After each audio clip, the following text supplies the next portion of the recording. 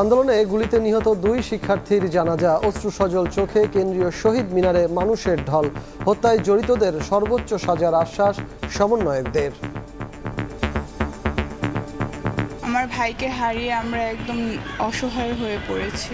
যারা আমার ছেলেকে নির্মমভাবে হত্যা করেছে তাদের আমি বিচার চাই। আমরা আমাদের জায়গা থেকে সর্বোচ্চ চেষ্টা করব যে ভাই হয়ে, সন্তান হয়ে আপনাদের পাশে থাকতে। যারা আমাদের ভাইদেরকে শহীদ করেছে, নির্বিচারে গুলি চালিয়েছে, মানবতার বিরোধী অপরাধে তাদেরকে সর্বোচ্চ শাস্তির আওতায় নিয়ে আসা হবে। শাপলা চত্বরে হেফাজতের জামায়াতে হামলার ঘটনায় গণহত্যার মামলা।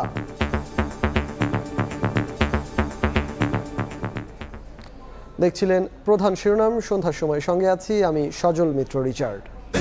এবার অন্যান্য শীর্ষ সংবাদ। রাষ্ট্রের সব বিভাগ দলীয়করণ করে দেশকে ধ্বংস করেছেন স্বৈরাচার শেখ হাসিনা। কূটনীতিকদের ব্রিফিংয়ে প্রধান উপদেষ্টা বললেন, ত্যাগ স্বীকার করে ইতিহাস গড়েছে ছাত্র জনতা।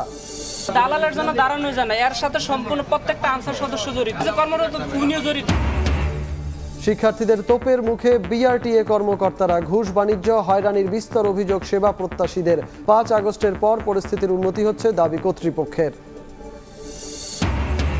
এবং অচলাবস্থা কাটিয়ে 1 মাস পর খুলল স্কুল কলেজ বিশ্ববিদ্যালয়। প্রথম দিনে উপস্থিতি কম, বর্তমান সিলেবাস বাতিল করে আগের পাঠ্যক্রমে ফেরার ইঙ্গিত শিক্ষা উপদেষ্টার।